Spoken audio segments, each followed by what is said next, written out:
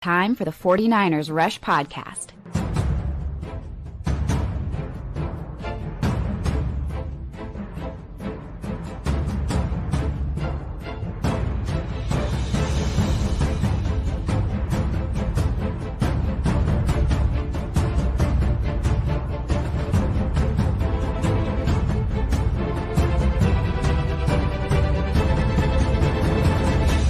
And here's your host, John Chapman.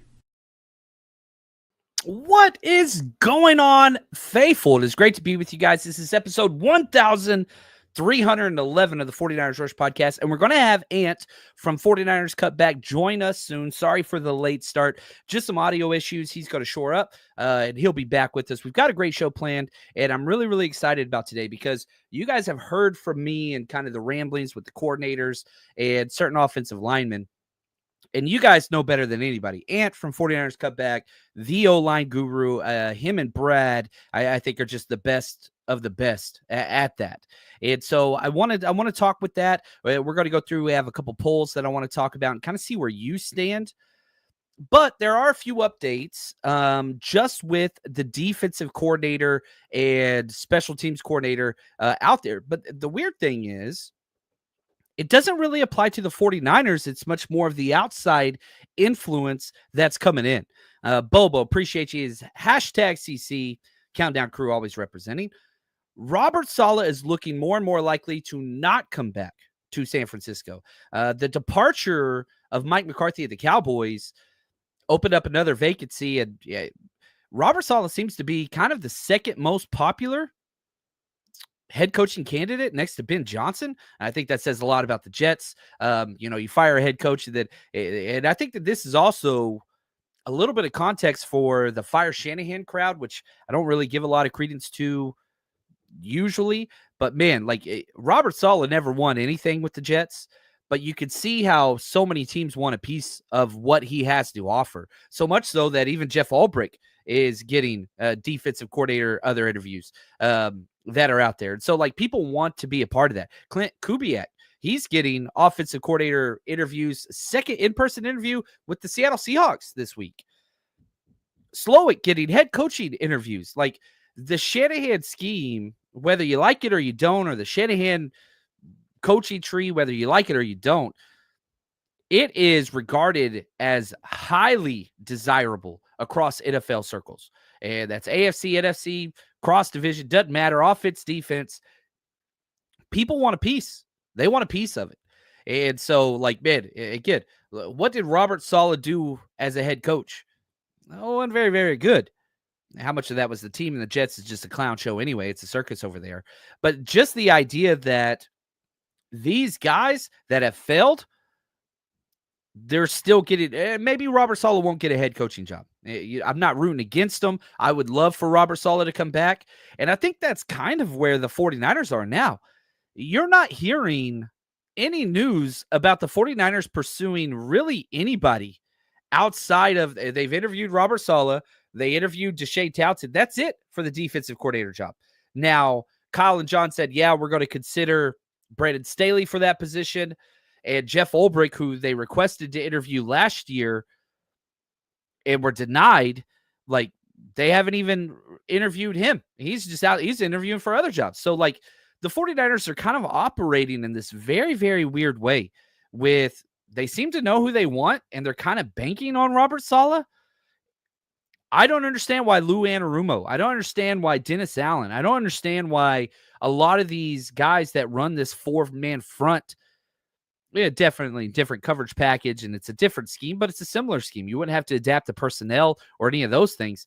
Niners are just not even kicking the tires on these things, and that's not been, how do you say that? That's not been the way John Lynch and Kyle Shanahan have operated from a player personnel perspective.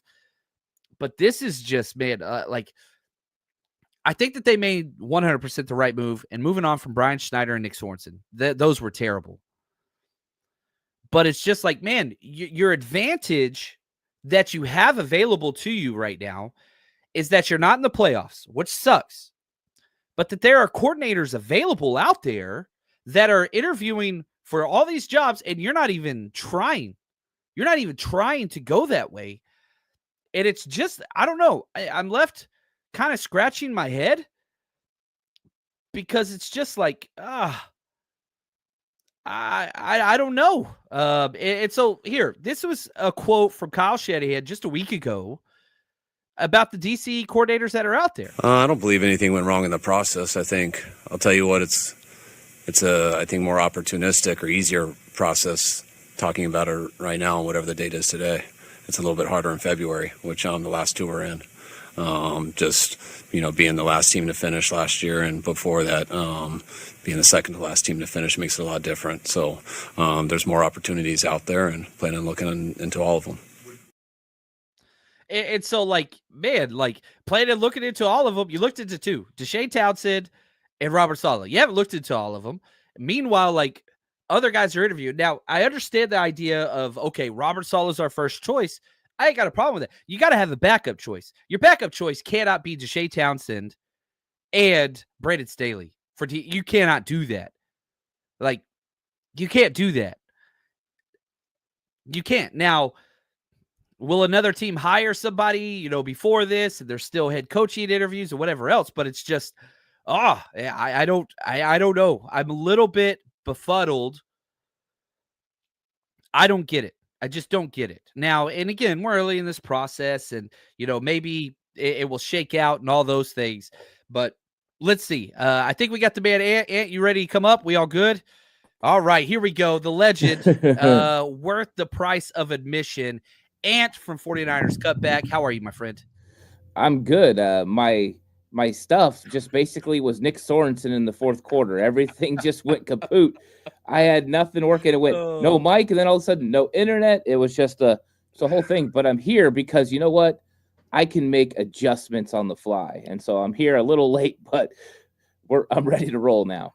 I love it, man. So we're talking about the DC situation, and my criticism, and I think a lot of people, it seems like it's like Robert Saleh or bust, and they're just not really bringing in other people. What's kind of your assessment, Ant, on where the 49ers are with their interviews with the DC? Because it's just Deshae Townsend and it's just Robert Saleh. We understand that there's interest in perhaps Jeff Ulbrich, even though he hasn't been brought in, and there's interest in Brandon Staley, even though they haven't had the official interview. But does it seem to be just the Robert Saleh and then, we'll deal with it if we don't get our guy? Yeah, I think what's interesting is I never really thought Robert Saleh was going to be the guy. And then all of a sudden he interviewed, and I'm like, wow, he actually is a candidate. And I think that Kyle Shanahan's got to make sure he spreads it around a little bit, because Robert Saleh's got real interest when it comes to head coaching jobs. And whether he gets one this year or next year, he's going to get one in one of those cycles. And so you're going to have to adjust defensive coordinator again. I do think it's the best fit for the mere fact that you've already done it before. You built a program with Robert Saleh, and the team responds to Robert Saleh for the most part, or at least your captains, Nick Bosa, Fred Warner. There's a trust factor there. And I think Kyle Shanahan really wants a trust factor, because Kyle's made statements like, we never really went all in on one season. We've continued to just play consistent. Well, maybe they're thinking about, we need to go all in. We've got an easy schedule. Bring Robert Saleh in for 1 year and see what we can do. See if we can go all in and potentially win a Super Bowl.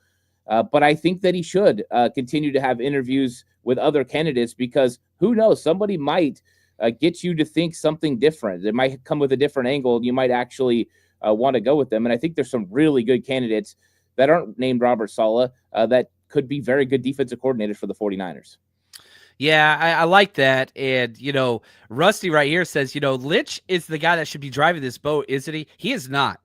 This is Kyle's entire venture. Kyle is the de facto CEO, offensive play caller, GM, head coach, you name it. And even whenever they asked the media, when John Lynch was sitting next to him, Kyle took almost all the DC questions. Like, this is Kyle. And so for the people that are like, oh, Kyle needs to be checked in his authority, that's not going to happen. As long as Kyle is here, it will be Kyle's show. He's the one that hired John Lynch. So, Ant, let me ask you this. Two of the most popular names out there, maybe not because there's no 49ers ties, Dennis Allen and Lou Anarumo. They both run even fronts, which would be kind of similar to what we do. Are we missing an opportunity in having those names brought in, or is there just if they're not Shanahan guys and there's no Shanahan ties, need not apply. I think you are. I think you're missing an opportunity to get a fresh perspective on how somebody else sees your team, personnel wise, sees what they would do with your team, with the type of scheme that they would run. And I think that's always good information to have. I think you want to bring in guys that would have a unique thought process because you need to change things up a little bit because people are starting to figure you out. And it could be somebody that just understands your scheme and makes a couple of tweaks here or there and you're ready to roll. But why not take this opportunity to see what else is out there, to kind of spread your net and go ahead and see if there's a bigger fish that you could grab?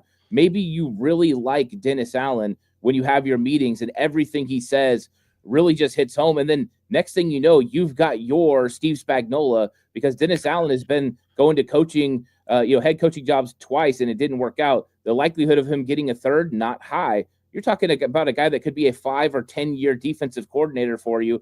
And then you, Brock Purdy, and Dennis Allen are together for a long time. And I think that would be stability. And then with Lou Anarumo, as soon as I heard he was going to be available after the season, he was somebody that definitely sparked my interest because I like the things that they do in the AFC North. And he went against some of those really tough pound you football teams, and they were able to hold up for the most part, even though he never really got great parts. And he's going to get great parts with the 49ers. So I think both of those names should be really looked at and evaluated by Kyle. And whether he chooses them or not, I think it would be good information for him. But I would love for him to really consider those type of candidates. Yeah, I really want to just, bring it again, the advantage, and this is mentioned by Shanahan. You have the chance to interview whoever the hell you want right now. You don't have to wait until every seat has been filled. And, maybe this will change, but Robert Saleh, Shea Townsend, the only defensive coordinators that have been interviewed in over a week. I don't know. Maybe there are internal meetings and trying to figure out what fits and what doesn't fit. And maybe they've reached out to people like Dennis Allen and they've said, hey, don't take a job yet. But we don't know those things. NFL teams do have to disclose who they interview for these coordinator positions. That's why you're seeing, if you're on Twitter or social media, Adam Schefter and Rappaport and all the guys say, oh, concluded their second interview with so-and-so and so-and-so and so-and-so. But, man, I want more. I really do want more. And I will say this is another thing that keeps coming across in social media from 49ers fans. Shout out to 49 Problems. He says, as much as I like Robert Saleh, I want a long-term DC. Saleh would be a rental, one and done. Then we'd be back in the market next year. Do you think the Niners are really concerned with this? Because I think as long as Shanahan is the offensive coach, if you have a good DC, they're going to get hired away. If you have a bad DC, you're going to move on. I don't think that it's going to be one of these career-long defensive coordinators. Maybe Dennis Allen, after 2 head coaching stints, failures, like you talked about, could be that Spags type. But even Spags, after failing for the Rams, it looks like he's going to get a chance to be a head coach. So if you have a good enough defense, you will always get poached. And, man, if you told me right now I'd get Robert Saleh for 2 years and then he gets poached as a head coaching candidate, I'd take it in a heartbeat. One, because you'd get more comp picks again. That'd be 4 comp picks we got for Robert Saleh. Think of all the kickers and punters we could draft. So I don't know. What is your thoughts about the longevity? Should that factor into, Robert Saleh is a hot candidate. He might be a head coaching candidate this year. And if we hire him as DC, might just be a 1-year rental. Is that a negative for you, Ant? Well, I think you take it into consideration because you've had so many changes. I mean, the D'Amico Ryans when he got hired away, but since then it's been failed candidate with Steve Wilkes, failed candidate with Nick Sorensen. They just, for one reason or the other, either it wasn't a fit or it didn't work out on the field. But Robert Saleh, you know what you're going to get. And I think that's part of the allure of Robert Saleh is I know I can trust this guy. I've seen this guy make the adjustments. I've seen him get us a number 1 defense. And even though they think long-term, they are thinking about this year. They need to win a Super Bowl now. What are you going to do with this core group in 2 or 3 years? You don't know. So if I could get Robert Saleh and I knew I was going to get a Super Bowl in 2025 and I had to worry about this next year, I might be willing to do so. But one of the things that Kyle brought up in his presser was the fact that it's hard to find defensive coordinator candidates when you go deep in the playoffs. So imagine winning the Super Bowl, Robert Saleh leaves, and you're back in the same boat again where the candidates are few and far between. And then what do you do for 2026? So I think longevity does have to play into it, but you have to kind of weight that balance. Do we want to go all in for 2025 or we want to play the long game? I think there's probably a candidate or two that you could play the long game and they would still help you win in 2025. But Robert Saleh is not that guy. So that's going to be a tough decision for Kyle to make in the long run. Yeah, and I think if Robert Saleh could say right now, hey, I'll take it, the Niners would offer it. Yeah, like, I think that's just, if I would not have said that prior to last week, but the fact that we've been a full week and you've only interviewed 2 guys, really only one authentic candidate. I'm not trying to downplay Deshae Townsend, but like, never been a defensive coordinator in his life. And so, like, why is he? I don't know. I don't know. That's just my own conjecture. Intel. Yeah. And Intel, I think maybe he's going to be a promising coach. But the 49ers, and this is another thing that I think Niners fans don't, maybe they do understand. This is a premium program. This is a blue blood, blue chip, high pedigree program that we're not the Jaguars. We're not the Seattle Seahawks. We're not the Chicago Bears. This is a team that coaches want to come to. And, somebody asked the question about like the revolving door. Here we go. Monkey Boy, appreciate you. Does having a revolving door at defensive coordinator cause issues with the players, like young players development? Well, again, the 49ers are a little bit different because they have Bullocks in the secondary, Holland at linebacker, Kusaric. They've been here from the jump. And so you are carrying over this continuity, which makes it hard for DCs, a la Steve Wilks, because you're coming into a house where the table's already set. You don't get to rearrange the furniture. You don't get to do those things. Shanahan is Shanahan, and he's not going to change things for you. Now, he said he was open to the scheme. And again, I'm going to play this clip because it kind of goes against what they're talking about. But here was Kyle when he was asked about, would you be willing to change the defensive scheme to fit a new defensive coordinator? Love the scheme that we've had here. I think it's one of the hardest things to go to when you got the right guys in the right spots. But I do think people adjust to schemes, and I think you have to adjust too, depending on your personnel. And I think that was a tougher thing for us this year. Just going into the season, it was a little bit harder than past seasons. And some of the injuries we had, I think, made it really tough for Nick. And I thought he got better trying to adjust and do different things.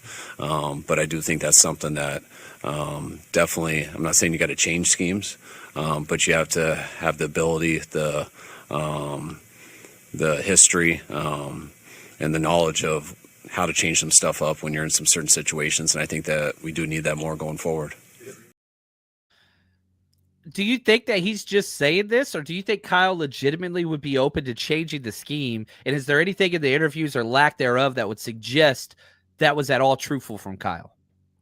I think it's subtle changes that he's talking about, because that was kind of the agreement with Steve Wilks. Come in, learn the system, and then if you need to adjust the system a little bit, you can. You can kind of put in your own wrinkles. And I think that that's kind of the mindset that he has. Now, I think if somebody came in and said, you know what, we could do this with the personnel, we could do that, and it blew his socks off, that it was something that challenged him mentally, and it challenged the way he approaches offense even, that he would say, you know what, that's a better option. Let's do that. But I don't think he's really been wowed by any defensive coordinator. And I think that would be the only case in which he'd be able to change the program. Because like you said, there's continuity. Those players don't have to adjust because it's the same position coaches teaching the same things. And so they hear the same keywords and the same buzz techniques, and everything is the same. And so for them, it's not a big adjustment except for who's calling the plays and the style at which they do it. And so it makes it a little bit easier for the players. But I don't know. Is somebody going to come in and wow him? Right now, I don't think out of the 2 candidates that they're going to get wowed, because Robert Saleh, you kind of know what you're going to get. You brought up Townsend, and I think that one was more, hey, you know what? Let's go ahead and give this guy a shot, see what he says. He could be the heir apparent in Detroit, the defensive coordinator. I want to see what I could be going against. What are his philosophies, or what are our weaknesses if he tells me about our team? Yeah, I like it. Now, all right, let's transition, Ant, because anytime I get the chance to talk to you, it's time for John Chapman to learn. We're going to learn today. Offensive tackle is definitely a need with the 49ers. And so let's just introduce some of the first-round possibilities at offensive tackle that are out there. And I'm kind of just curious what your thoughts are on the top of this class. I put this poll out there and I had to adjust it after Dane Brugler's mock draft. He had the 49ers taking Armand Mimbu at tackle, but there's Josh Simmons, Ohio State. That dude's plug and play, coming off an ACL though. Will Campbell is definitely the most talked about, and Kelvin Banks Jr. of Texas. These offensive tackles, what are your initial thoughts on these guys and kind of what you take away? You were the guy that nailed the Dominic Pooney fit. You were the guy that was 100% on board with that. You predicted it on our stream draft day. What are your thoughts on this offensive tackle class up top? Yeah, it's interesting. I started getting into these guys just recently, but there were some things that jumped off. And you talked about Josh Simmons. One of the things that really jumped out about him was you talk about a smooth operator when it comes to pass protection. I mean, he's clean. I like the way he moves. There's a fluidity to it. You can see the flexibility. So I liked him there. I thought where we had a little bit of issues is when it came to run blocking. I don't think he's as tenacious as some of the other guys that I watched from the top of this draft class. I think Kelvin Banks, that is the most tenacious defense or offensive tackle that I've seen at the top. The guy, when he's downfield, it gives you those Trent Williams vibes as he's running downfield to lay people out. I love that physicality. I don't think he's as clean when it comes to his pass sets, but those are things that you can continue to get better at and continue to work on. Thought he had good, heavy hands, so I liked him. He's still very athletic. I mean, when you see him in the open space, I was like, this guy can move. So I like both of those candidates. And then Will Campbell, the same thing. I think he's up there. I think he's a good candidate. Right now, I like the other guys a little bit better. That doesn't mean here in a week or so I won't change my mind as I get into another film. But early on, I like all those guys, but for different reasons. I think Kelvin Banks right now is the more dual threat guy. He can do it in the run game. He could do it when it comes to pass protection. But I think Josh Simmons right now would be the cleanest prospect when it comes to pass protection. So what are you looking for? Well, we know the 49ers love a good run blocker. Dominic Pooney wasn't the best run blocker coming in, but you've seen the attributes that make you think he could be. So I think that's what they got to evaluate. But the ACL tear for Josh Simmons is going to be something that's going to be on everyone's mind because that medical could push you one way or the other. And I think the 49ers are fearful of players that get hurt. That might ultimately hurt him and force them to go a different direction. Yeah, Josh Simmons is interesting because, 6'5", 311, he's 22 years old, fits all those things. But because of the injury, man, he's only got 1,900 snaps to his name. That's below average of this draft class at the offensive tackles.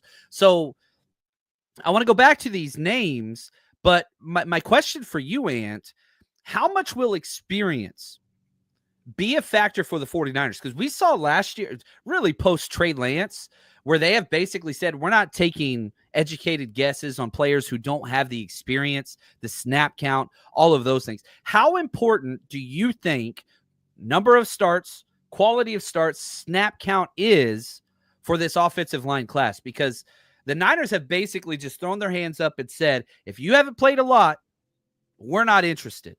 Do you think that carries over into this draft class? I think it's definitely their mindset. I think they would prefer to go with somebody that's a proven commodity. You play a lot of snaps. We have a lot of film on you, so we can see consistency. We can see how you've gotten better. That was one of the things that really got me with Dominic Pooney was there was a consistency to his game. Every single play in and play out, he looked the same. He was playing tough. He was playing physical. And when you see that on film, it naturally gets your attention. And I think they will look at the longevity. They will look at the injury history. And I think if it's close or even, I think they will side with the player that's played more snaps, the player that stayed more healthy, because those have been things that have worked well for them in recent drafts. And I think it's a pretty good draft philosophy. Let's go with experience over potential upside, because let's go with the player that he might not have as high a ceiling, but we know what we're going to get. We know that this is going to be good enough. And we've heard Chris Foerster talk about that level. Well, if you can get that guy that takes you over the top because his level's a little bit higher, I think you'll be okay. So I do think that they look at that. Now, there's always the opportunity where there's a prospect that hasn't played a lot, and this is just a blue chip, or this is the next Trent Williams or something like that.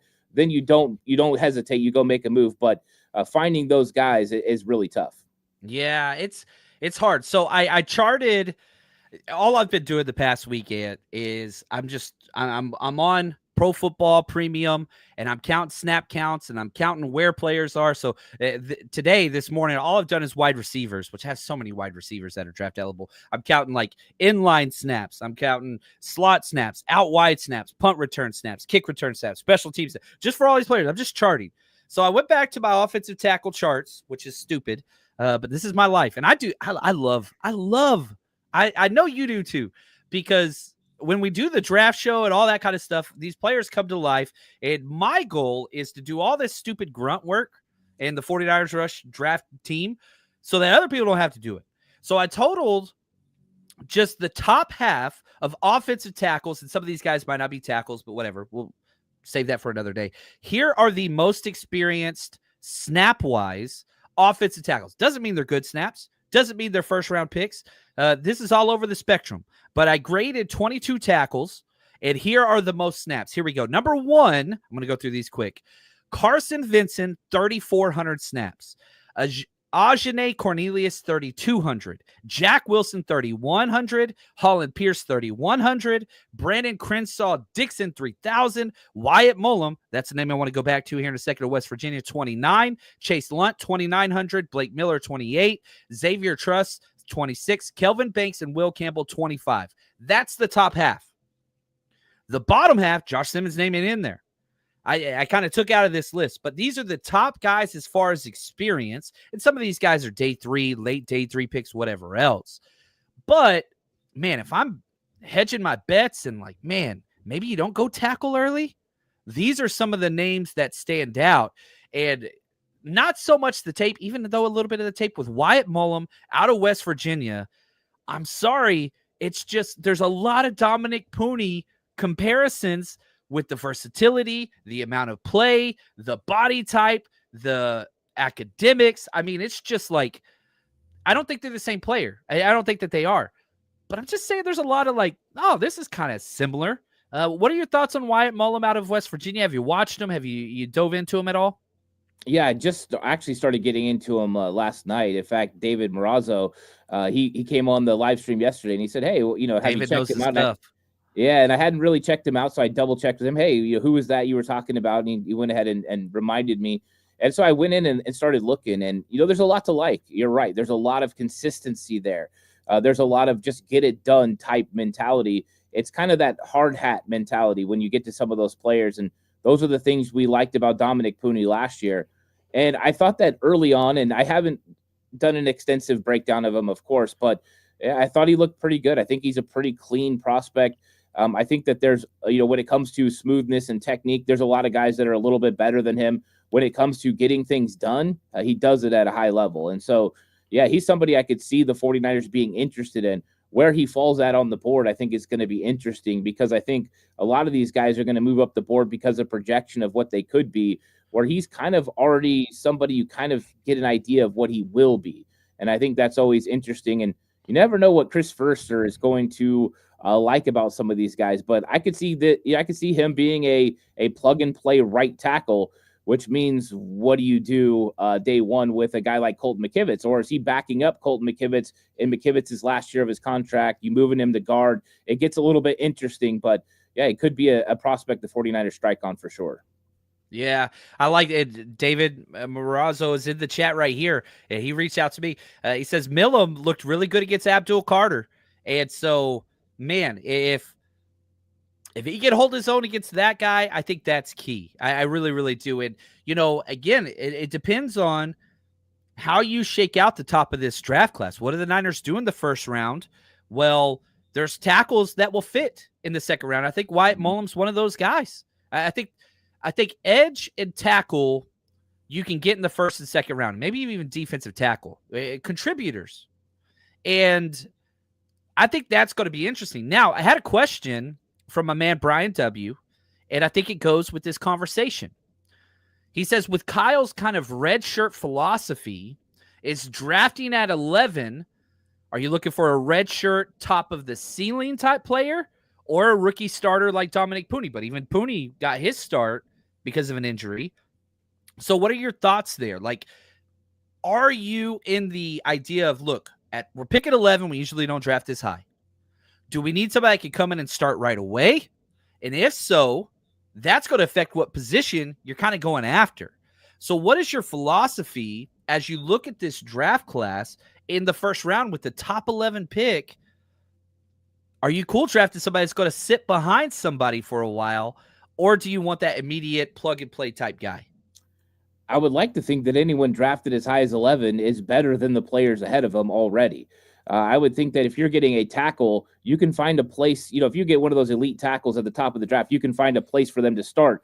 Maybe place them at left guard. That's an easy adjustment just to slide in one spot. You still can play the same position and then eventually slide out to left tackle once Trent Williams is done. But you can make your team a lot better because really good tackles can play offensive guard. And I know it might not be the prettiest thing, but that would establish your line right away, and they can make an early impact while they're developing. And then maybe the next year it's different. But it could also be that one of those tackles plays right tackle and Colton McKivitz moves into guard. So you can make some adjustments, but I would expect whoever you get, whether that's a defensive lineman, that's a edge rusher, or that's an offensive tackle, that they're helping your team in year one. You're expecting instant impact from somebody in the top 15 picks. And I think they should be good enough to start day one at whatever position you draft. Or I don't understand why you're drafting them in the top 15 picks. Yeah, I'm with you there. And so, man, that's the thing. If that's the case, all right, I look at offensive tackles. I truly do think it's probably going to be Trent Williams and Colton McKivitz start week one. And yeah, I like the guard. Maybe you move that around. I think that's going to be the case. And I think probably the most plug and play, this is crazy, tackle is Josh Simmons, who's coming off the ACL. I think he's got so much to gain or lose at this combine with the medical checks. But ACL isn't the feared whatever that it used to be. But I think he's the most plug and play out of those first round eligible. I think he's just his play is at that level already. Is his ceiling as high? No. The injury, he hasn't played a lot. There's question marks that I think might remove him from the 49ers. Kind of, whatever. Again, we talked about the difference between Trey Lance and how they never went after unexperienced players early on in the draft after that. Well, we're also the post Javon Kinlaw, where the 49ers have stayed away, especially the first 3 rounds, really first 4 rounds, injury players. Isaac Guerrero was kind of the first one, and they traded up to get him in the 4th round, so maybe it's just first 3 rounds. Richard says, no more drafting players with injury history. Football's got a 100% injury rate, and you want guys that have played a lot of football. And just because you draft guys that haven't been injured doesn't mean they won't be. Look at Ricky Pearsall. Dude never missed a game in his life. Missed all of training camp with shoulder and hamstring issues. The gunshot came later, obviously, but it's not it might be the best predictor of future injury history, but it's not always the case. And so I don't know. Do you think Josh Simmons will even be on the board for the 49ers at 11? I think he has to be, because an ACL is not exactly a chronic health condition. I think if it was something chronic, when you look at the things that happen with some of the guys, it's like even with Ricky Pearsall, that's something that can consistently happen, and they knew about it. But I think that when you look at just an ACL, if it's just an ACL, you're okay with it. They were willing to draft Nick Bosa after he came off an ACL. He's done a pretty good job. He had a core muscle injury, and for the most part, he's been able to stay healthy. Injuries are going to happen, and I know that they're going to scare everyone off. But when you've got a blue chip caliber player and all they have is an ACL, and it has to be right. They're going to have way more medical, way more insight than any of us could possibly see. If they feel comfortable with it, I'm okay with it. Now, if they say, hey, this could be something that's going to cause knee tendonitis, that could be something that's going to hinder him, then yes, you go a different direction. But if it's something short-term, yeah, I think for the most part, you're right. Most of these guys have had some sort of injury in high school or college that will at least put a little bit of a red flag on them that you have to check out with medical. So even though I think it is a good policy to not draft people that have a injury history, I think occasionally an injury here or there is not such a big deal. Yeah, it's going to be fun to see it. Probably my least favorite thing is I wish we got access to the medical checks. Obviously, I understand why we don't. And I wish that we got access to the interviews. Those are the things. So, you and I, we work our tail ends off on this, and we try to learn as much as we can about the players, but we don't get to interview them personally. We don't get to know their medical checks. And those are the biggest reasons why players fall or jump up on these big boards. it's a lot of questions answered in those rooms that we just don't get, sadly. Now, we're going to transition from talking offensive tackle, which there's still a couple questions that I want to get to in the chat. We'll get to those at the end of the show. But I want to talk about if number 11 is the biggest player and he's a plug and play, I think defensive tackle is probably the biggest need for the 49ers. So I want to get your take on how aggressive you would be for Mason Graham if he falls to like a pick 8 or something. And we're going to get to that right after this. It's win or go home for the NFL playoffs, and all roads lead to New Orleans. But here's the thing. Your chance to get in on every high-stakes moment along the way starts with MyBookie. MyBookie is the ultimate destination for bettors who want more. Whether you're backing the underdogs, riding with the favorites, every drive, every touchdown, every moment is an opportunity to win big. And you can kick off 2025 right. They have risk-free Thursdays. That's where you place a bet, and if it doesn't hit, MyBookie has your back. Dive into the Bet Boost tab to supercharge your picks and build that bankroll before the Super Bowl. And even when the games are over, the action doesn't stop with MyBookie's online casino. Blackjack, baccarat, roulette, slots. It's all there, whether you're celebrating a big win or you're gearing up for the next round. And if you haven't joined yet, use promo code 49ERS 49ers on your first deposit. MyBookie will hook you up with an instant bonus because you deserve to start strong. Season isn't just about watching history unfold. It's about being part of it. Bet anything, anytime, anywhere, and I mean anywhere with MyBookie. All right. Ant, a couple quick questions. You can dive into this as much or a little as you want. Do you see defensive tackle as the worst rostered position that the 49ers have currently on the team? I think that comes down to, are you going to lose Dre Greenlaw? Because I think if you lose Dre Greenlaw, linebacker becomes a real issue. And I know you're not tackling that at 11, but I see a real hole in the 49ers defense if Dre Greenlaw's not coming back. I like D. Winters, but I don't think he's ready to roll. I do think defensive tackle is a weakness for sure. I think you have a little bit more capable guys, even some guys that you're maybe high on that are young, that are still developing. And I think defensive tackle is probably an easier position to attack during free agency with some of the names that are out there with DJ Jones, Puna Ford, and guys like that. So I think that could be addressed there. But I worry about linebacker. I worry a little bit about, some of the other positions. But I think they do address defensive tackle in a big way in the draft because I think you need to get better, whether it's the starter or the rotational piece after free agency. Both got to happen. Yeah, I like that. So, free agency, we'll deal with that before the draft whenever it happens. But let's just say you're moving into the draft currently with the roster that you have currently.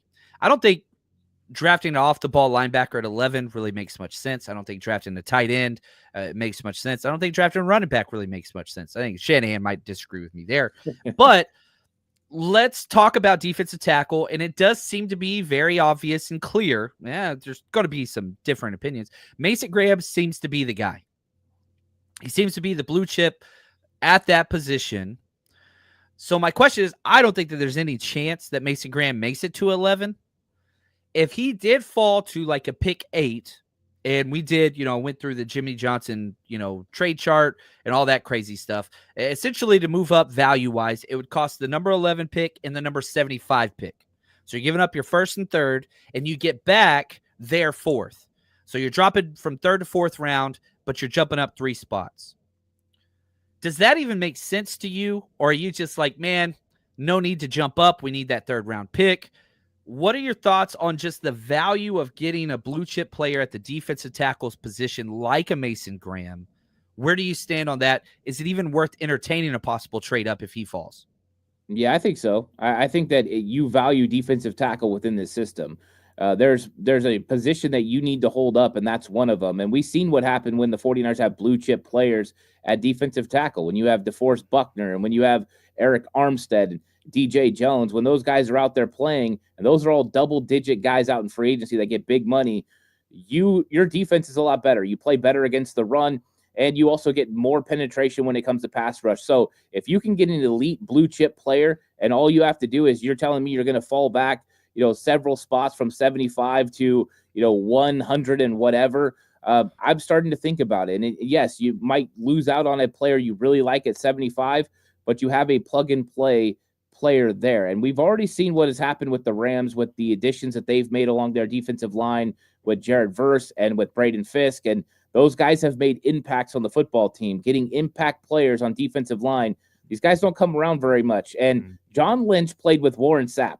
He knows what it means to play with really good defensive tackles on the inside. I'm not saying Mason Graham is. I definitely haven't made that comparison, but I think he's a really good player. And if you're jumping up 3 spots, I don't think that you wouldn't go ahead and make that move. I think it is the juice is worth the squeeze there if he gets that close. The juice is worth the squeeze. I freaking love it. Yeah, I'm a big Mason Graham guy. And now, I do think one of the reasons why, we go through and we do these mock drafts and the simulations or whatever, man, you get to that second round and it's just like either defensive ends are falling, defensive tackles are falling, and offensive tackles are falling. And I'm just like, man, if we could just go trenches with our first and second round picks, I'd be the happiest man alive, even if, I disagree with whatever player they pick or don't pick or whatever else. Gosh, I would freaking love that. And I think that the opportunity is there with the 49ers, with where they are currently.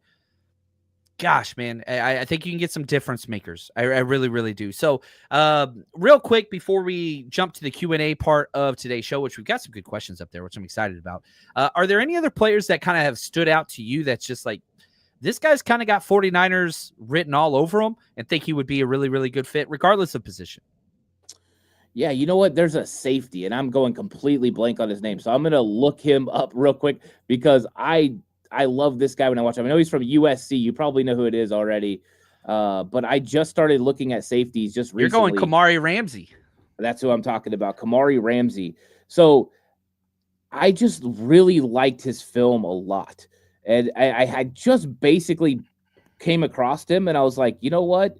This guy has got some ability. The way he plays so physically, the way he attacks the ball, I think that he could be a solid safety choice. The problem is where he's probably going to get drafted might not work with where the 49ers are going to be picking because, like you brought up, we need to address the trenches in the first couple of rounds, and there's a chance he could go late 2, early 3. The 49ers might not be there, and who knows what happens once he goes through the combine.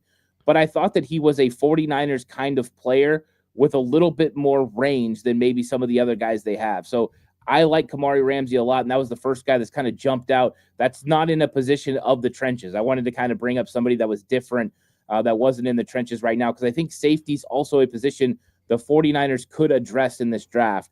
And I liked him early on. That was the first one that got my attention. It was kind of giving me some of the feelings of some of the guys last year that I really liked early on in the draft. Yeah, I think there's 2 of the top kind of safeties. Kamari Ramsey, 6', 204. That is the exact prototype that they want as a defensive back. And then Xavier Watts, I'm seeing brought up in the chat. David, my man right there, 6', 203.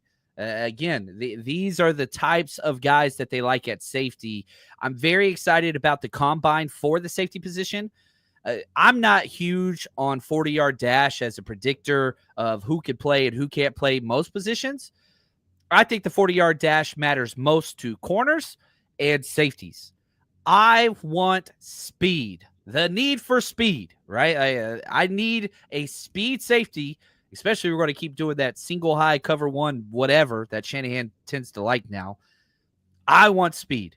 And so, yeah, you can watch tape and you can get a feel for it, but I'm telling you, the 40-yard dash matters most for me at this safety position this year. I am going to be glued to the screen, data inputting like a madman, all these 40-yard dashes. And again, I love Hufanga almost more than any other player. Like, he's my second favorite player on the team next to Dre Greenlaw.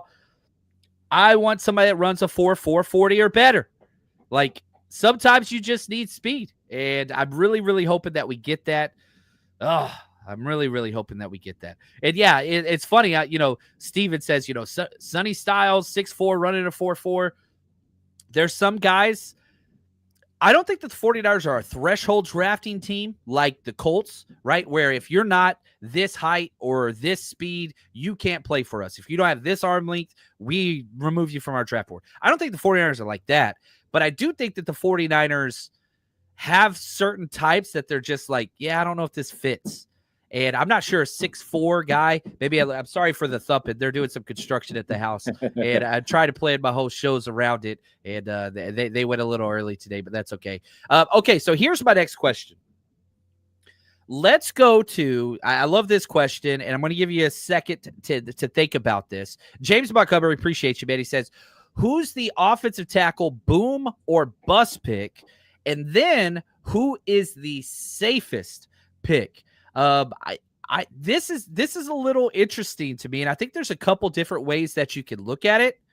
I think that the highest ceiling player, and I don't put him in the boom or bust category, but the highest ceiling player so far for me in the draft, I'm going to put Kelvin Banks there. I'm biased. I'm a Longhorn, but man, they're like you said, and you're not the first person that said this. When you watch his tape, sometimes you think Trent Williams.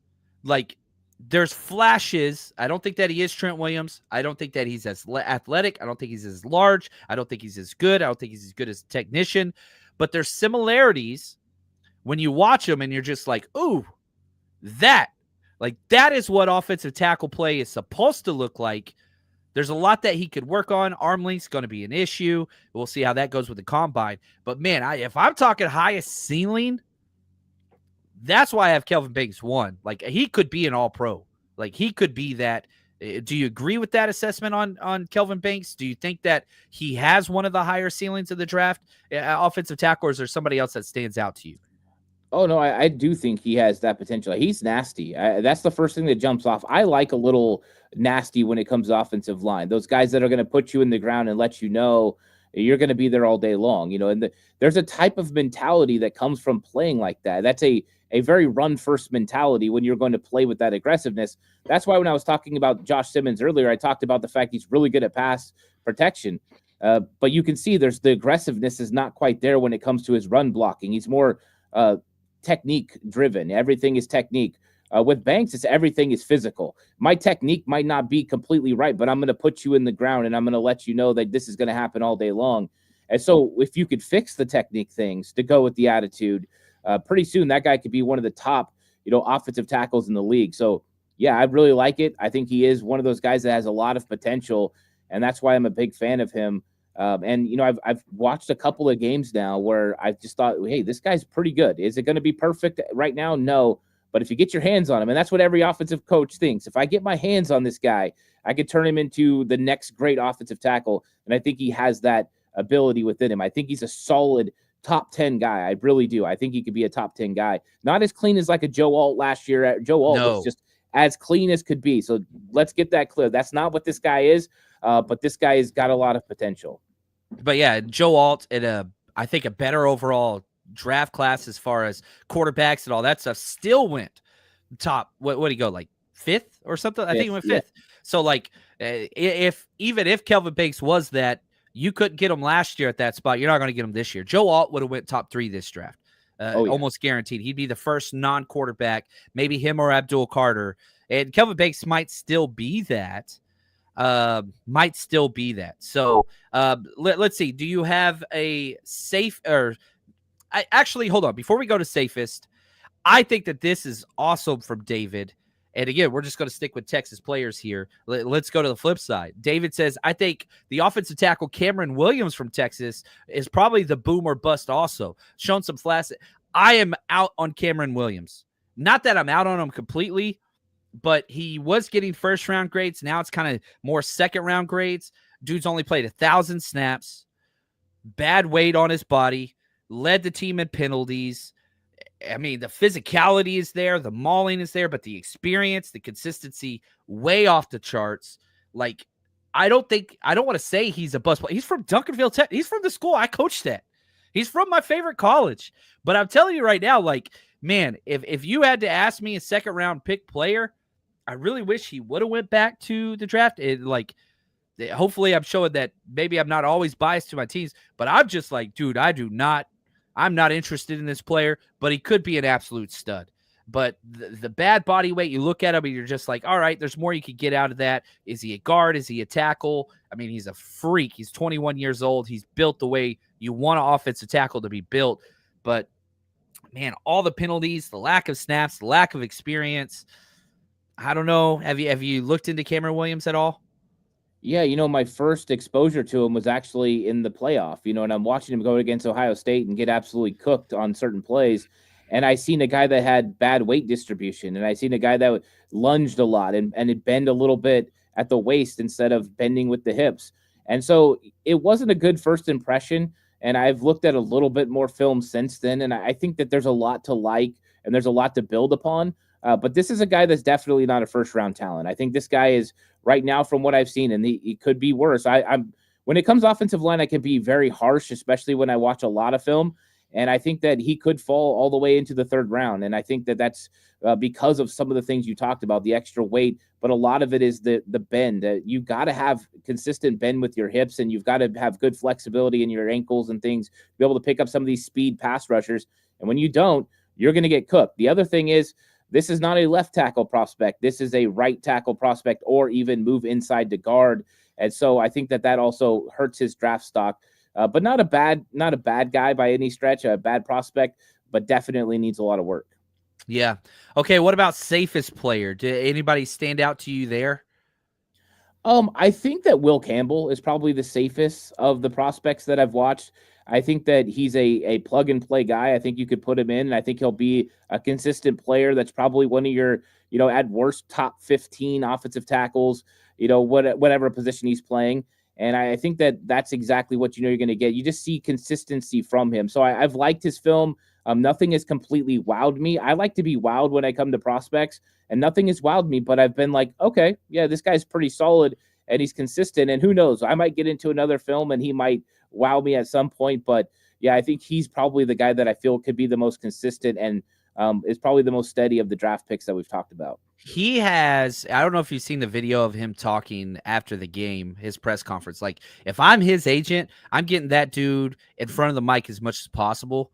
Like, you listen to him talk and you're just like, oh, all right, this is a lunch pill, blue collar, like wants to kill people. Like, yes, mentality, work ethic, he's got it in spades. Started since a true freshman in the SEC. Like, there's so much to like about him that I'm with you. I think he's a better gap power scheme fit than he is a zone fit, but that doesn't mean he doesn't fit the zone. That's not what it is at all. But like, it's just like, yeah, this guy I could see. And I would say Josh Simmons as the safest, but that ACL, right? That's a little bit different. But man, just tape.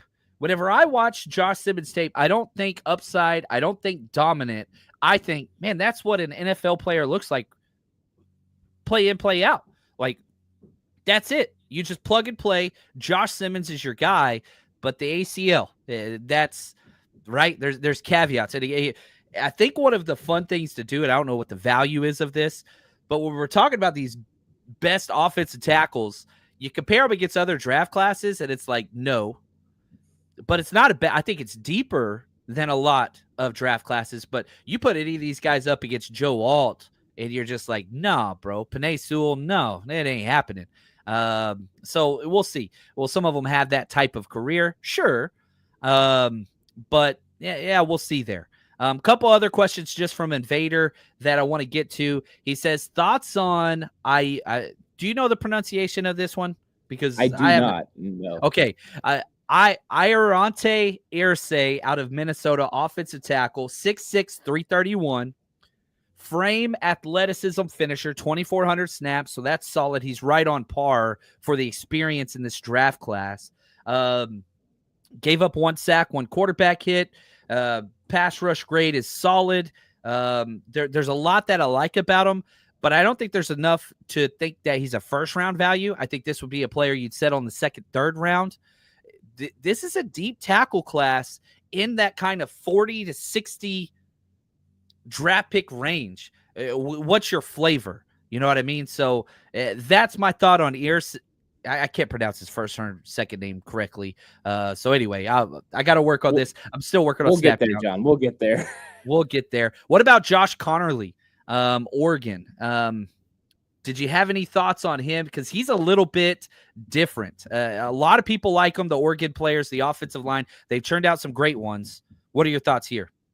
Yeah, I did watch a little bit, and I was pleasantly surprised. I didn't know what I was going to get out of it. I did watch a few Oregon games this season, and I thought their offensive line held up for the most part, and I thought that he did a pretty good job. So, I'm just kind of breaking into like watching his game film a lot, but yeah, I think he's a pretty good prospect. Probably later on in the draft, you could potentially pick him up.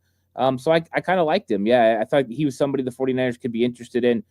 But there's still a question mark, with some of those guys about, how well they're going to run block compared to how well they're going to pass block. They come from those type of systems. They're usually very good pass blockers, but how are they going to develop when it comes to run blocking? And that's one of my concerns that I want to see if I watch a little bit more film. That's exactly what I said. My three things: pass protection, length, attitude. Can he develop in the run game? That's one of the issues. Like, he is a pass pro. And what do you want from your tackles? Well, we know what the 49ers want. They want guys that can go out there and be a part of their run scheme, block in space, and move.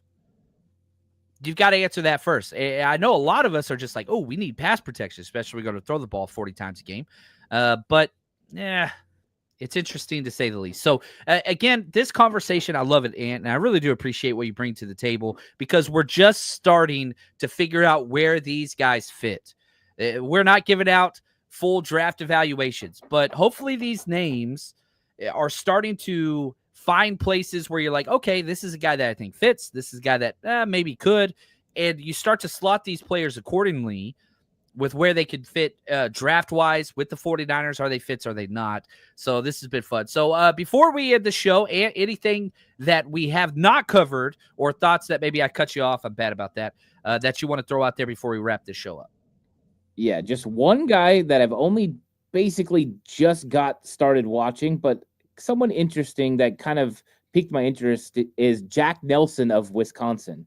Offensive tackle, played, big time football there with Wisconsin, and he's a big individual, and he has an interesting pass set, but the guy looks like he could be a right tackle in the NFL, and I kind of like him a little bit. So I want to watch more film, but I want to put him out there for anyone that just wants to check him out and let me know what they think, because I'm interested. But I got to watch more film on him. But I came across him in another film that I was watching, and I was like, you know what? That guy's kind of interesting. I'm going to have to take a little bit of a look. So I like to throw out nuggets sometimes for people to watch things. He may not be the guy. Like, once we get into film, he may not be a guy that's really a player, but I liked him a little bit, and he kind of caught my interest. He's unique. It's funny because you talk about Jack Nelson. My first thing I have written down for him is run game. Like, right? So you have Connerly, who's pass game, pass pro. You got Jack Nelson, 6'7", 270 is what they have him listed at. Like, really, in the run game? He's that light? We'll have to see what the combine is. A lot of these big-time schools, whatever, they put out some weird things. 37 starts at left tackle, 13 at right guard. So the versatility is there. The run game is there. Man, he's kind of a weird cat. Is he a tackle? Is he a guard? Is he a center?